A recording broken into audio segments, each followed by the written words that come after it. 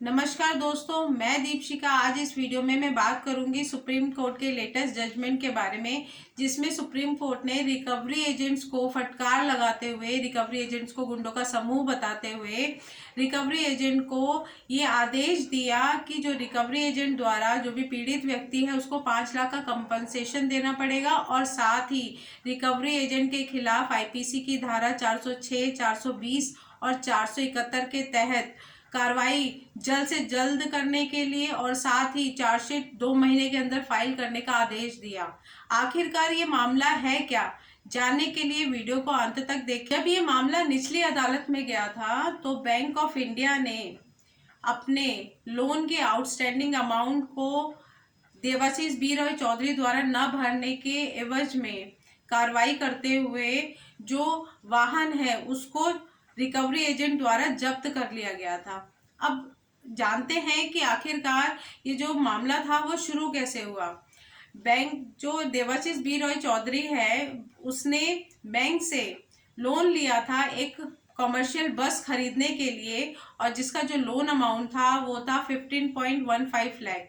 और देवाशीष बी रॉय चौधरी ने कुछ टाइम तक तो ईएमआई पे की थी, बट क्योंकि जनवरी से Debashish B Roy Chowdhury EMI default कर रहे थे और फिर मई में 31 मई 2018 में देवाशीष बी रॉय चौधरी का जो ईएमआई डिफॉल्ट होने के चलते अकाउंट जो है वो एनपीए हो गया था। जब वो अकाउंट एनपीए हुआ था उस समय जो उसका आउटस्टैंडिंग अमाउंट था वो 10,23,152 रुपीज़ था, जिसका भुगतान देवाशीष बी रॉय चौधरी द्वारा नहीं किया गया था और जिसके चलते बैंक ने जो उसका वाहन है वो रिकवरी एजेंट द्वारा जब्त कर लिया था। जिसके चलते जब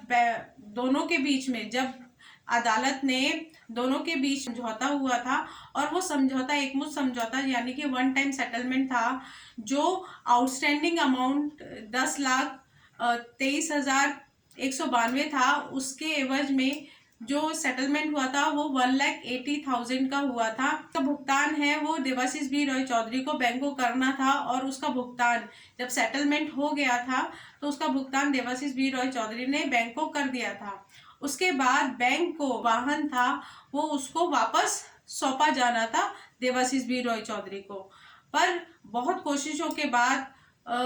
जैसे तैसे जो वाहन है वो लौटा तो दिया गया, बट क्योंकि जो वाहन लौटाया गया था वो जो वाहन था वो उचित स्थिति में नहीं था, जिसके लिए देवाशीष बी रॉय चौधरी हाईकोर्ट गया और वहां पर उसने ये बताया कि जो वाहन है वो मुझे उचित स्थिति में नहीं मिला है। तो कोर्ट ने भी हाईकोर्ट ने उसका संज्ञान लेते हुए ये पाया कि जो वाहन है उसका चेसिस नंबर जो देवाशीष बी रॉय चौधरी ने जो भी फैक्ट्स रखे और बताया कि जो वाहन था वो उसका जो चेसिस नंबर है, इंजन नंबर है वो चेंज है और साथ ही जो उसके कुछ पार्ट्स हैं वो भी चेंज है। तो कोर्ट ने इसका संज्ञान लेते हुए रिकवरी एजेंट्स हैं जिनके द्वारा ये वाहन जब्त किया गया था उनके खिलाफ एफआईआर दर्ज की जाए उसका आदेश दिया था, और साथ ही जो रिकवरी एजेंट है उसके द्वारा जो देवाशीष बी रॉय चौधरी जो भी पीड़ित व्यक्ति था उसको 5 लाख का कंपनसेशन देने के लिए जो कोर्ट ने आदेश दिया था। अब इस आदेश के खिलाफ जब bank of India supreme court पहुंचा तो सुप्रीम कोर्ट ने जब पूरा मामला देखा और बैंक की तरफ से भी जो दलील दी गई थी वो यही दी गई थी कि हमारा जो लोन जो अमाउंट था, लोन आउटस्टैंडिंग अमाउंट था, उसके खिलाफ हमने ये कार्रवाई करते हुए ये जब्त किया था। सुप्रीम कोर्ट ने अपने आदेश में कहा कि जो रिकवरी एजेंट है वो वास्तव में एक गुंडों का समूह जैसे ही लगता है, जैसा कि हाईकोर्ट के तरफ से दी गई जो टिप्पणियां और जो भी याचिकाकर्ता यानी कि जो देवाशीष बी रॉय चौधरी है उनकी तरफ से उठाए गए तर्क को देखते हुए ऐसा आदेश उन्होंने दिया था कि जो रिकवरी एजेंट है वो गुंडों के समूह की तरह दिखते हैं। और साथ ही क्योंकि जो ये जो रिकवरी एजेंट है वो बैंक का लोन ना चुकाने के चलते जो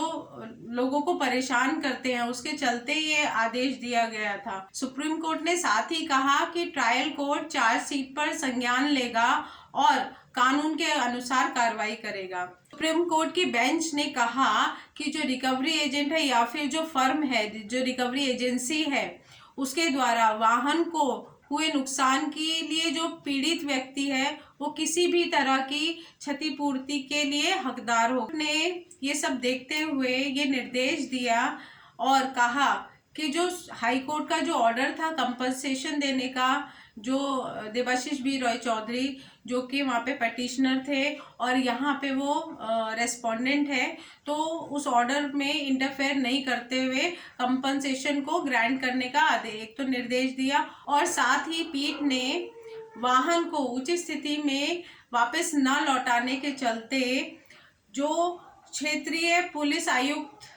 है उसको ये निर्देश दिए कि जो भी दर्ज एफआईआर है उसकी उचित कार्रवाई जो कि आईपीसी की धारा 406, 420 और 471 के तहत की गई है उसमें उचित से उचित और जल्दी से जल्दी जांच की जाए और जो चार्जशीट है वो 2 महीने के अंदर दायर की जाए। और साथ ही सुप्रीम कोर्ट की बेंच द्वारा बैंक को ये निर्देश दिया गया कि जो कंपनसेशन है जो रेस्पोंडेंट नंबर 1 को दिया जाना है, यानी कि देवाशीष बी रॉय चौधरी को दिया जाना है, वो कंपनसेशन बैंक जो है वो एजेंसी या फिर फर्म या रिकवरी एजेंट या जो कोई भी व्यक्ति इस नुकसान के लिए जिम्मेदार है उससे रिकवर करके रेस्पोंडेंट नंबर 1 को देगा। और साथ ही बैंक को यह भी निर्देश दिया कि जो भी ये रिकवरी एजेंसी फर्म है, इन्होंने किसी भी कॉम्पिटेंट अथॉरिटी से अगर लाइसेंस लिया है तो उसके अगेंस्ट वो कंप्लेन करे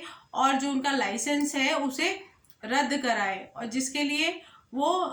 उसको कंप्लेन जो है वो उस कॉम्पिटेंट अथॉरिटी को करनी पड़ेगी।